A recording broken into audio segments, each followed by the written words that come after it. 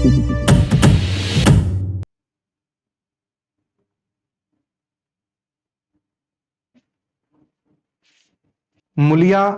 हरी हरी घास का गट्ठा लेकर आई तो उसका गेहुआ रंग कुछ तमतमाया हुआ था और बड़ी बड़ी मद भरी आंखों में शंका समाई हुई थी। महावीर ने उसका तमतमाया हुआ चेहरा देखकर पूछा, क्या है मूलिया, आज कैसा जी है? मूलिया ने कुछ जवाब न दिया। उसकी आंखें डबडबा गईं। महावीर ने समीप आकर पूछा, क्या हुआ है, बताती क्यों नहीं? किसी ने कुछ कहा है? अम्मा ने डांटा है? क्यों इतनी उदास है? मूलिया ने सिसक कर कहा, कुछ नहीं। हुआ क्या है, अच्छी तो हूं। महावीर ने मूलिया को सिर से पांव तक देखकर पूछा, चुपचाप रोएगी, बताएगी नहीं? मूलिया ने बात टालकर कहा, कोई भी बात हो, क्या बताऊं? मूलिया उस ऊसर में गुलाब का फूल थी। गेहुआ रंग था, हिरणी की सी आंखें, नीचे खिंचा हुआ चिबुक, कपोलों पर हल्की लालिमा, बड़ी बड़ी नुकीली पलकें, आंखों में एक विचित्र आर्द्रता जिसमें एक स्पष्ट वेदना, एक मूक व्यथा झलकती रहती थी। मालूम नहीं चमारों के इस घर में वह अप्सरा कहां से आ गई थी। क्या उसका कोमल फूल सा गात इस योग्य था कि सर पर घास की टोकरी रखकर बेचने जाती? उस गांव में भी ऐसे लोग मौजूद थे जो उसके तलवे के नीचे आंखें बिछाते थे, उसकी एक चितवन के लिए तरसते थे, जिनसे अगर वह एक शब्द भी बोलती तो निहाल हो जाते। लेकिन उसे आए साल भर से अधिक हो गया, किसी ने उसे युवकों की तरफ ताकते या बातें करते नहीं देखा। वह घास लिए निकलती तो ऐसा मालूम होता मानो उषा का प्रकाश सुनहरे आवरण में रंजित अपनी छटा बिखेरता जाता है। कोई गजलें गाता, कोई छाती पर हाथ रखता, पर मूलिया नीची आंख किए अपनी राह चली जाती। लोग हैरान होकर कहते, इतना अभिमान, महावीर में ऐसे क्या सुरखाब के पर लगे हैं, ऐसा अच्छा जवान भी तो नहीं, न जाने यह कैसे उसके हाथ रहती है। मगर आज ऐसी बात हो गई जो इस जाति की और युवतियों के लिए चाहे गुप्त संदेश होती, मूलिया के लिए हृदय का शूल थी। प्रभात का समय था। पवन आम की बौर की सुगंधी से मतवाला हो रहा था। आकाश पृथ्वी पर सोने की वर्षा कर रहा था। मूलिया सिर पर झौवा रखे घास छीलने चली तो उसका गेहुआ रंग प्रभात की सुनहरी किरणों से कुंदन की तरह दमक उठा। एकाएक युवक चैन सिंह सामने से आता हुआ दिखाई दिया। मूलिया ने चाहा कि कतरा कर निकल जाए, मगर चैन सिंह ने उसका हाथ पकड़ लिया और बोला, अब मूलिया, तुझे क्या मुझ पर जरा भी दया नहीं आती? मूलिया का वह फूल सा चेहरा ज्वाला की तरह दहक उठा। वह जरा भी नहीं डरी, जरा भी नहीं झिझकी। झौवा जमीन पर गिरा दिया और बोली, मुझे छोड़ दो, नहीं मैं चिल्लाती हूं। चैन सिंह को आज जीवन में एक नया अनुभव हुआ। नीची जाति में रूप माधुर्य का इसके सिवा और काम ही क्या है कि वह ऊंची जात वालों का खिलौना बने? ऐसे कितने ही मार्क उसने जीते थे, पर आज मूलिया के चेहरे का वह रंग, उसका वह क्रोध, वह अभिमान देखकर उसके छक्के छूट गए। उसने लज्जित होकर उसका हाथ छोड़ दिया। मूलिया वेग से आगे बढ़ गई। संघर्ष की गर्मी में चोट की व्यथा नहीं होती, पीछे से टीस होने लगती है। मूलिया जब कुछ दूर निकल गई तो क्रोध और भय तथा अपनी बेकसी को अनुभव करके उसकी आंखों में आंसू भर आए। उसने कुछ देर जब्त किया, फिर सिसक सिसक कर रोने लगी। अगर वह इतनी करीब ना होती तो किसी की मजाल थी कि इस तरह उसका अपमान करता। वह रोती जाती थी और घास छीलती जाती थी। महावीर का क्रोध वह जानती थी। अगर उससे कह दे तो वह इस ठाकुर के खून का प्यासा हो जाएगा, फिर न जाने क्या हो। इस ख्याल से उसके रोए खड़े हो गए। इसीलिए उसने महावीर के प्रश्नों का कोई उत्तर न दिया। दूसरे दिन मूलिया घास के लिए न गई। सास ने पूछा, तू क्यों नहीं जाती? और सब तो चली गई। मूलिया ने सिर झुकाकर कहा, मैं अकेली न जाऊंगी। सास ने बिगड़ कर कहा, अकेले क्या तुझे बाघ उठा के ले जाएगा? मूलिया ने और भी सिर झुका लिया और दबी हुई आवाज से बोली, सब मुझे छेड़ते हैं। सास ने डांटा, ना तू औरों के साथ जाएगी ना अकेली जाएगी, तो फिर जाएगी कैसे? वह साफ साफ क्यों नहीं कहती कि मैं न जाऊंगी? तो यहां मेरे घर में रानी बन के निभाना होगा। किसी को चाम नहीं प्यारा होता, काम प्यारा होता है। तू बड़ी सुंदर है तो तेरी सुंदरता लेकर चाटूं? उठा झाबा और घास ला।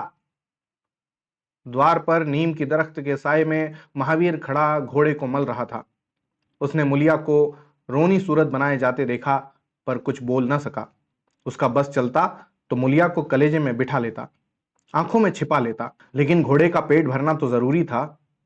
घास मोल लेकर खिलाए तो 12 आने रोज से कम न पड़े। ऐसी मजदूरी ही कौन होती है? मुश्किल से 1.5-2 रुपए मिलते हैं, वह भी कभी मिले कभी न मिले। जब से यह सत्यानाशी लारियां चलने लगी हैं, इक्के वालों की बधिया बैठ गई है। कोई सैंत में भी नहीं पूछता। महाजन से 150 रुपए उधार लेकर इक्का और घोड़ा खरीदा था, मगर लारियों के आगे इक्के को कौन पूछता है? महाजन का सूद भी तो न पहुंच सकता था, मूल का कहना ही क्या।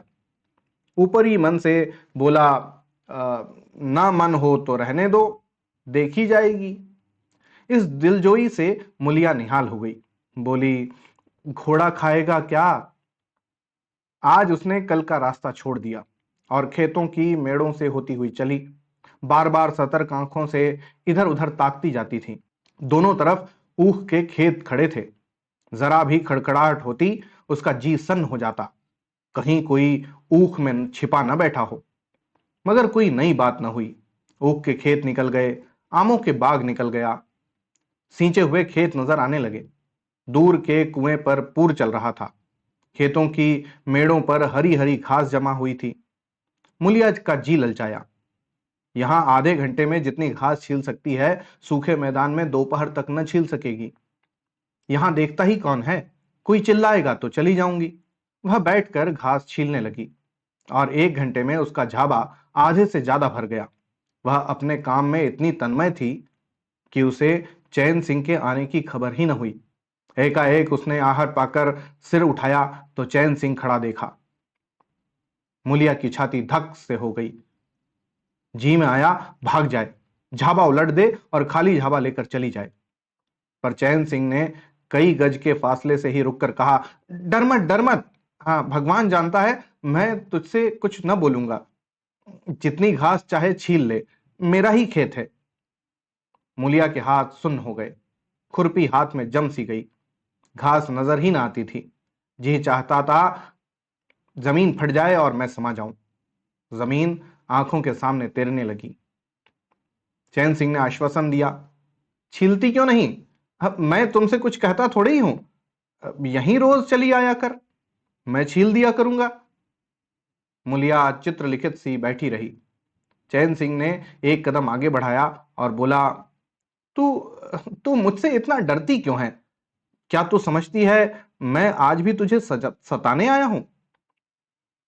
ईश्वर जानता है, कल भी तुझे सताने के लिए मैंने तेरा हाथ नहीं पकड़ा था। देख, तुझे देखकर आप ही आप हाथ बढ़ गए। मुझे कुछ सुध ही ना रही। तू चली गई तो मैं वहीं बैठकर घंटों रोता रहा। जी में आता था हाथ काट लूं, कभी जी चाहता था जहर खा लूं। तभी से तुझे ढूंढ रहा हूं। आज तू इस रास्ते से चली आई, मैं सारा हार छानता हुआ यहां आया हूं। अब जो सजा तेरे जी में आवे दे दे। अगर तू मेरा सिर भी काट ले तो गर्दन न हिलाऊंगा। मैं शोधा था, लुच्चा था, लेकिन जब से तुझे देखा है मेरे मन से सारी खोट मिट गई है। अब तो यही जी में आता है कि तेरा कुत्ता होता और तेरे तेरे पीछे पीछे चलता। तेरा घोड़ा होता तब तो तू अपने हाथों से मेरे सामने घास डालती। किसी तरह यह चोला तेरे काम आवे, मेरे मन में यह सबसे बड़ी लालसा है। मेरी जवानी काम ना आवे अगर मैं इस किसी खोट से यह सब बातें कर रहा हूं। बड़ा भागवान था महावीर जो ऐसी देवी उसे मिली। मुलिया चुपचाप सुनती रही, फिर नीचा सिर करके भोलेपन से बोली, तो तुम मुझे क्या करने को कहते हो? चैन सिंह और समीप आकर बोला, "हाँ, बस तेरी दया चाहता हूं।" मुलिया ने सिर उठाकर उसकी ओर देखा। उसकी लज्जा न जाने कहां गायब हो गई। चुभते हुए शब्दों में बोली, तुमसे एक बात कहूं, बुरा तो ना मानोगे? तुम्हारा ब्याह हो गया है या नहीं? चैन सिंह ने दबी जबान से कहा, ब्याह तो हो गया है, लेकिन ब्याह क्या है, खिलवाड़ है। मुलिया के होठों पर अवहेलना की मुस्कुराहट झलक पड़ी। बोली, फिर भी अगर मेरा आदमी तुम्हारी औरत से इसी तरह बातें करता तो तुम्हें कैसा लगता? तुम उसकी गर्दन काटने को तैयार हो जाते कि नहीं? बोलो, क्या समझते हो कि महावीर चमार है तो उसकी देह में लहू नहीं है, उसे लज्जा नहीं है, अपने मर्यादा का विचार नहीं है? मेरा रूप रंग तुम्हें भाता है? क्या घाट के किनारे मुझसे कहीं सुंदर औरतें नहीं घुमा करती? मैं उनके तलवों की बराबरी भी नहीं कर सकती। तुम उसमें से किसी से क्यों नहीं दया मांगते? क्या उनके पास दया नहीं है? मगर वहां तुम न जाओगे, क्योंकि वहां जाते तुम्हारी छाती दहलती है। मुझसे दया मांगते हो इसलिए ना कि मैं चमारिन हूं, नीच जात हूं, और नीच जात की औरत जरा सी घुड़की धमकी वह जरा सी लालच में से तुम्हारी मुट्ठी में आ जाएगी। कितना सस्ता सौदा है। ठाकुर होना ऐसा सस्ता सौदा क्यों छोड़ने लगे? चैन सिंह लज्जित होकर बोला, मूला, यह बात नहीं, मैं सच कहता हूं, इसमें ऊंच नीच की बात नहीं है। सब आदमी बराबर हैं। मैं तो तेरे चरणों पर सिर रखने को तैयार हूं, इसलिए ना कि जानते हो मैं कुछ कर नहीं सकती। जाकर किसी खतरानी के चरणों पर सिर रखो तो मालूम हो कि चरणों पर सिर रखने का क्या फल मिलता है। फिर यह सिर तुम्हारी गर्दन पर न रहेगा। चैन सिंह मारे शर्म के जमीन में गड़ा जाता था। उसका मुंह ऐसा सूख गया था मानो महीनों की बीमारी से उठा हो। मुंह से बात न निकलती थी। मुलिया इतनी वाकपटु है, उसका उसे गुमान भी न था। मुलिया फिर बोली, मैं भी रोज बाजार जाती हूं, बड़े बड़े घरों का हाल जानती हूं। मुझे किसी बड़े घर का नाम बता दो जिसमें कोई साइस, कोई कोचवान, कोई कहार, कोई पंडा, कोई महाराज न घुसा बैठा हो। यह सब बड़े घरों की लीला है। और वह औरतें जो कुछ करती हैं ठीक करती हैं। उनके घरवाले भी तो चमारिनों और कहारिनों पर जान देते फिरते हैं। लेना देना बराबर हो जाता है। बेचारे गरीब आदमियों के लिए यह बातें कहां। मेरे आदमी के लिए संसार में जो कुछ है वो मैं हूं। वह किसी दूसरी महरिया की ओर आंख उठाकर भी नहीं देखता। संयोग की बात है कि मैं तनिक सुंदर हूं, लेकिन मैं काली कलूटी भी होती तब भी वह मुझे इसी तरह रखता। इसका मुझे विश्वास है। मैं चमारिन होकर भी इतनी नीच नहीं हूं कि विश्वास का बदला खोट से दूं। हाँ, वह अपने मन की करने लगे, मेरी छाती पर मूंग दलने लगे, तो मैं भी उसकी छाती पर मूंग दलूंगी। तुम मेरे रूप के ही दीवाने हो ना? आज मुझे माता निकल आए, कानी हो जाऊं तो मेरी और ताकोगे भी नहीं। बोलो, झूठ कहती हूं? चैन सिंह इनकार न कर सका। मुलिया ने उसी गर्व से भरे हुए स्वर में कहा, लेकिन मेरी एक नहीं, दोनों आंखें फूट जाएं तब भी वह मुझे इसी तरह रखेगा। मुझे उठावेगा, बैठावेगा, खिलावेगा। तुम चाहते हो मैं ऐसे आदमी के साथ कपट करूं? जाओ, अब मुझे कभी न छेड़ना, नहीं अच्छा न होगा। जवानी जोश है, बल है, दया है, साहस है, आत्मविश्वास है, गौरव है, और सब कुछ जो जीवन को पवित्र, उज्जवल और पूर्ण बना देता है। जवानी का नशा घमंड है, निर्दयता है, स्वार्थ है, शेखी है, विषय वासना है, कटुता है, और वह सब कुछ जो जीवन को पशुता, विकार और पतन की ओर ले जाता है। चैन सिंह पर जवानी का नशा था। मुलिया के शीतल छींटों ने नशा उतार दिया। जैसे उबलती हुई चाशनी में पानी के छींटे पड़ जाने से फैन मिट जाता है, मेल निकल आता है और निर्मल शुद्ध रस निकल आता है। जवानी का नशा जाता रहा, केवल जवानी रह गई। कामिनी के शब्द जितनी आसानी से दीन और ईमान को गारद कर सकते हैं, उतनी ही आसानी से उनका उद्धार भी कर सकते हैं। चैन सिंह उस दिन से दूसरा ही आदमी हो गया। गुस्सा उसकी नाक पर रहता था। बात बात पर मजदूरों को गालियां देना, डांटना, पीटना उसकी आदत थी। आसामी उससे थर थर कांपते थे। मजदूर उसे आते देखकर अपने काम में चुस्त हो जाते थे। पर ज्यों ही उसने इधर पीठ फेरी और उन्होंने चिलम पीना शुरू किया, सब दिल में उससे जलते थे, उसे गालियां देते थे। मगर उस दिन से चैन सिंह इतना दयालु, इतना गंभीर, इतना सहनशील हो गया कि लोगों को आश्चर्य होता था। कई दिन गुजर गए थे। एक दिन संध्या समय चैन सिंह खेत देखने गया। पुर चल रहा था। उसने देखा कि एक जगह नाली टूट गई है और सारा पानी बहा चला जाता है। क्यारियों में पानी बिल्कुल नहीं पहुंचता, मगर क्यारी बनाने वाली बुढ़िया चुपचाप बैठी है। उसे इसकी जरा सी भी फिक्र नहीं है कि पानी क्यों नहीं आता। पहले यह दशा देखकर चैन आपे से बाहर हो जाता। उस औरत की उस दिन की मजूरी काट लेता और पुर चलाने वालों को घुड़कियां जमाता, पर आज उसे क्रोध नहीं आया। उसने मिट्टी लेकर नाली बांध दी और खेत में जाकर बुढ़िया से बोला, तू यहां बैठी है और पानी सब बहा जा रहा है। बुढ़िया घड़बड़ा कर उठ बोली, अरे अभी खुल गई होगी राजा, मैं अभी जाकर बंद किए देती हूं। यह कहती हुई वह थरथर कांपने लगी। चैन सिंह ने उसकी दिलजोई करते हुए कहा, अरे भाग मत भाग मत, मैंने नाली बंद कर दी। बुढ़ऊ कई दिन से नहीं दिखाई दिए, कहीं काम पर जाते हैं कि नहीं? बुढ़िया गदगद होकर बोली, आजकल तो खाली ही बैठे हैं भैया, कहीं काम नहीं लगता। चैन सिंह ने नम्रत भाव से कहा, तो हमारे यहां लगा दें, थोड़ा सा सन रखा है उसे काट दें। यह कहता हुआ वह कुएं की ओर चला गया। यहां 4 पुर चल रहे थे, पर इस वक्त 2 हकवे बेर खाने चले गए थे। चैन सिंह को देखते ही मजूरों के होश उड़ गए। ठाकुरों ने पूछा, 2 आदमी कहां गए? तो क्या जवाब देंगे? सब के सब डांटे जाएंगे। बेचारे दिल में सहमे जा रहे थे। चैन सिंह ने पूछा, वह दोनों कहां चले गए? किसी के मुंह से आवाज न निकली। सहसा सामने से दोनों मजूर धोती के एक कोने में बेर भरे आते दिखाई दिए। खुश खुश बात करते चले आ रहे थे। चैन सिंह पर निगाह पड़ी तो दोनों के प्राण सूख गए। पांव मन मन भर के हो गए। अब न आते बनता है न जाते। दोनों समझ गए कि आज डांट पड़ी, शायद मजूरी भी कट जाए। चाल धीमी पड़ गई। इतने में चैन सिंह ने पुकारा, बढ़ाओ बढ़ाओ, कैसे बेर हैं, लाओ जरा, मुझे भी दो, मेरे ही पेड़ के हैं ना। दोनों और सहम उठे। आज ठाकुर जीता न छोड़ेगा, कैसा मीठा मीठा बोलकर बुला रहा है, उतनी ही भिगो भिगो कर लगाएगा।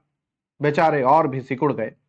चैन सिंह ने फिर कहा, अरे जल्दी से आओ जी, पक्की पक्की सब मैं ले लूंगा। जरा एक आदमी लपक कर जरा घर से थोड़ा नमक लेकर आओ तो। बाकी दोनों मजदूरों से बोला, तुम भी दोनों आ जाओ, उस पेड़ के बेर मीठे होते हैं, बेर खा लें, काम तो करना ही है। अब दोनों भगोड़ों को कुछ ढांढस बंधा। सभी ने जाकर सब बेर चैन सिंह के आगे डाल दिए और पक्के पक्के छांट कर उसे देने लगे। एक आदमी नमक लाने दौड़ा। आधा घंटे तक चारों पुर बंद रहे। जब सब बेर उड़ गए और ठाकुर चलने लगे तो दोनों अपराधियों ने हाथ जोड़कर कहा, भैया जी, आज जान बख्शी हो जाए, बड़ी भूख लगी थी, नहीं तो कभी न जाते। चैन सिंह ने नम्रता से कहा, अरे तो उसमें क्या बुराई हुई, मैंने भी तो बेर खाए, एक आधा घंटे का हरज हुआ, यही ना।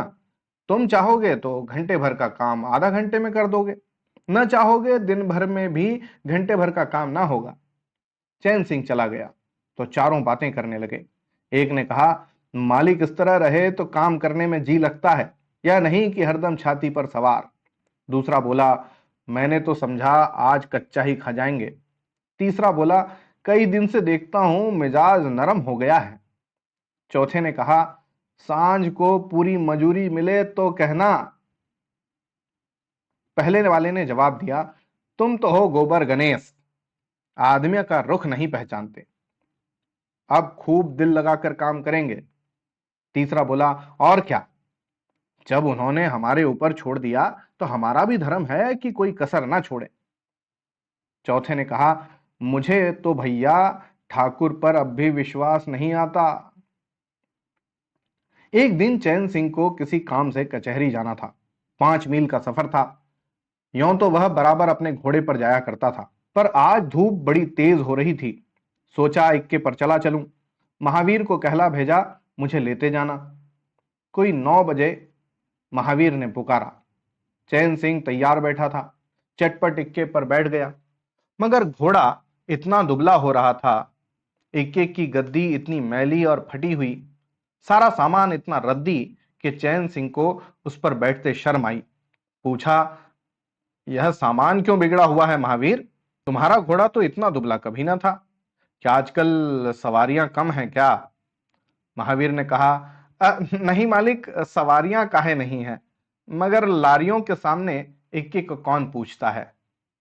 कहाँ 2 ढाई 3 की मजूरी करके घर लौटता था, कहाँ अब 20 आने पैसे की भी नहीं मिलते। क्या जानवर को खिलाऊं, क्या आप खाऊं? बड़ी विपत्ति में पड़ा हूं। सोचता हूं इक्का घोड़ा बेच बाच कर आप लोगों की मजूरी कर लूं, पर कोई ग्राहक नहीं लगता। ज्यादा नहीं तो 12 आने तो घोड़े ही को चाहिए, घास ऊपर से। जब अपना ही पेट नहीं चलता तो जानवर की कौन पूछे। चैन सिंह ने उसके फटे हुए कुर्ते की ओर देखकर कहा, अरे 2-4 बीघे खेती क्यों नहीं कर लेते? महावीर सिर झुकाकर बोला, खेती के लिए बड़ा पौरुख चाहिए मालिक। मैंने तो यही सोचा है कि कोई ग्राहक लग जाए तो इक्के को औने पौने निकाल दूं, फिर घास छीलकर बाजार ले जाया करूं। आजकल सास पतोहू दोनों छीलती हैं, तब जाकर 10-12 आने पैसे नसीब होते हैं। चैन सिंह ने पूछा, तो बुढ़िया बाजार जाती होगी? महावीर लजाता हुआ बोला, नहीं भैया, वह इतनी दूर कहाँ चल सकती है। घर वाली चली जाती है, दोपहर तक घास छीलती है, तीसरे पहर बाजार जाती है, वहां से घड़ी रात गए लौटती है। हलकान हो जाती है भैया, मगर क्या करूं, तकदीर से क्या जोर। चैन सिंह कचहरी पहुंच गए और महावीर सवारियों की टोह में इधर उधर इक्के को घुमाता हुआ शहर की तरफ चला गया। चैन सिंह ने उसे 5 बजे आने को कह दिया। कोई 4 बजे चैन सिंह कचहरी से फुर्सत पाकर बाहर निकले। हाथे में पान की दुकान थी। जरा और आगे बढ़कर एक घना बरगद का पेड़ था। उसकी छां में 20 ही तांगे इक्के फिटने खड़ी थीं। घोड़े खोल दिए गए थे। वकीलों, मुख्तारों और अफसरों की सवारियां यहीं खड़ी रहती थीं। चैन सिंह ने पानी पिया, पान खाया और सोचने लगा कोई लॉरी मिल जाए तो जरा शहर चला जाऊं, कि उसकी निगाह एक घास वाली पर पड़ गई। सिर पर घास का झाबा रखे साइसों से मोल भाव कर रही थी। चैन सिंह का हृदय उछल पड़ा, यह तो मुलिया है। बनी ठनी एक गुलाबी साड़ी पहने कोचवानों से मोल तोल कर रही थी। कई कोचवान जमा हो गए थे। कोई उससे दिल्लगी करता था, कोई घूरता था, कोई हंसता था। एक काले कलूटे कोचवान ने कहा, मूला, घास तोड़ के अधिक से अधिक 6 आने की है। मुलिया ने उन्माद पैदा करने वाली आंखों से देखकर कहा, 6 आने पर लेना है तो सामने घसियारिने बैठी हैं, चले जाओ, 2-4 पैसे कम में पा जाओगे। मेरी घास तो 12 आने में ही जाएगी। एक अधेड़ कोचवान ने फिटन के ऊपर से कहा, तेरा जमाना है, 12 आने नहीं, 1 रुपया मांग, लेने वाले झक मारेंगे और लेंगे। निकलने दे वकीलों को, अब देर नहीं है। एक तांगे वाले ने, जो गुलाबी पगड़ी बांधे हुए था, बोला, बुढ़ऊ के मुंह में पानी भर आया, अब मुलिया काहे को किसी और को देखेगी। चैन सिंह को ऐसा क्रोध आ रहा था कि इन दुष्टों को जूते से पीटे।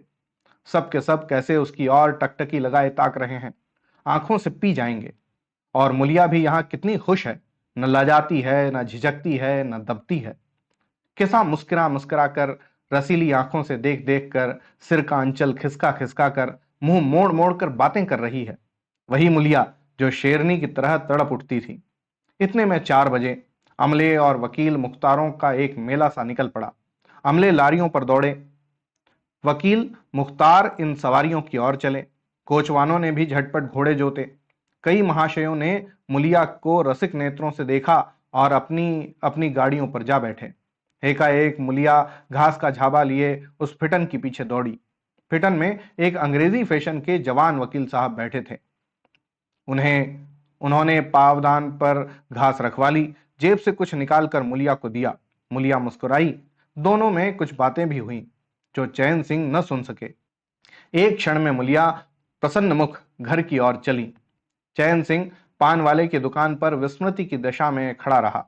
पान वाले ने दुकान बढ़ाई, कपड़े पहने और कैबिन का द्वार बंद करके नीचे उतरा तो चैन सिंह की समाधि टूटी। पूछा, क्या दुकान बंद कर दी?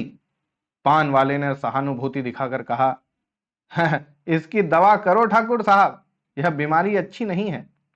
चैन सिंह ने चकित होकर पूछा, कैसी बीमारी? पान वाला बोला, कैसी बीमारी? आधे घंटे से यहां खड़े हो जैसे कोई मुर्दा खड़ा हो। सारी कचहरी खाली हो गई, सब दुकानें बंद हो गईं, मेहतर तक झाड़ू लगाकर चले दिए। तुम्हें कुछ खबर हुई? यह बुरी बीमारी है, जल्दी दवा कर डालो। चैन सिंह ने छड़ी संभाली और फाटक की ओर चला कि महावीर का इक्का सामने से आता दिखाई दिया। कुछ दूर इक्का निकल गया तो चैन सिंह ने पूछा, आज कितने पैसे कमाए महावीर? महावीर ने हंसकर कहा, आज तो मालिक दिन भर खड़ा ही रह गया, किसी ने बेगार में भी न पकड़ा, ऊपर से 4 पैसे की बीड़ियां भी पी गया। चैन सिंह ने जरा देर के बाद कहा, मेरी एक सलाह है, तुम मुझसे 1 रुपया रोज लिया करो। बस जब मैं बुलाऊं तो इक्का लेकर चले आया करो, तब तो तुम्हारी घरवाली को घास लेकर बाजार न जाना पड़ेगा। बोलो, मंजूर है? महावीर ने सजल आंखों से देखकर कहा, अरे मालिक, आप ही का तो खाता हूं, आपकी प्रजा हूं, जब मर्जी हो पकड़ मंगवाइए, आपसे रुपए। चैन सिंह ने बात काटकर कहा, नहीं, मैं तुमसे बेगार नहीं लेना चाहता, तुम मुझसे 1 रुपया रोज ले आया करो। घास लेकर घरवाली को बाजार मत भेजा करो, तुम्हारी आबरू मेरी आबरू है। और भी रुपए पैसे का जब काम लगे बेखटके चले आया करो। हाँ देखो, मुलिया से इस बात की भूल कर भी चर्चा न करना, क्या फायदा। कई दिनों के बाद संध्या समय मुलिया चैन सिंह से मिली। चैन सिंह आसामियों से मालगुजारी वसूल करके घर की ओर लपका जा रहा था कि उसी जगह जहां उसने मुलिया की बाह पकड़ी थी, मुलिया की आवाज कानों में आई। उसने ठिठक कर पीछे देखा तो मुलिया दौड़ी आ रही थी। बोला, क्या है मुला, क्यों दौड़ती हो? मैं तो खड़ा हूं। मुलिया ने हाँफते हुए कहा, कई दिन से तुमसे मिलना चाहती थी, आज तुम्हें आते देखा तो दौड़ी। अब मैं घास बेचने नहीं जाती। चैन सिंह ने कहा, बहुत अच्छी बात है। क्या तुमने कभी मुझे घास बेचते देखा है? हाँ, एक दिन देखा था। क्या महावीर ने तुझसे सब कह डाला? मैंने तो मना कर दिया था, वह मुझसे कोई बात नहीं छिपाता। दोनों एक क्षण चुप खड़े रहे, किसी को कोई बात न सूझती थी। एकाएक मुलिया ने मुस्कुराकर कहा, यहां तुमने मेरी बाह पकड़ी थी। चैन सिंह ने लज्जित होकर कहा, उसको भूल जाओ मुला, मुझ पर जाने कौन भूत सवार था। मुलिया गदगद कंठ से बोली, उसे क्यों भूल जाऊं? उसी बाह गहे की लाज तो निभा रहे हो। गरीबी आदमी से जो चाहे करावे, तुमने मुझे बचा लिया। फिर दोनों चुप हो गए। जरा देर के बाद मुलिया ने फिर कहा, तुमने समझा होगा मैं हंसने बोलने में मगन हो रही थी। चैन सिंह ने बलपूर्वक कहा, नहीं मुलिया, मैंने एक क्षण के लिए भी नहीं समझा। मुलिया मुस्कुराकर बोली, मुझे तुमसे यही आशा थी और है। पवन सिंचे हुए खेतों में विश्राम करने जा रहा था। सूर्य निशा की गोद में विश्राम करने जा रहा था और उस मलिन प्रकाश में चैन सिंह मुलिया की विलीन होती हुई रेखा को खड़ा खड़ा देख रहा था। तो ये थी कहानी घास वाली। आपको कैसी लगी जरूर मुझे बताइएगा। होती है अगली कहानी में मुलाकात, तब तक के लिए धन्यवाद और जय हिंद।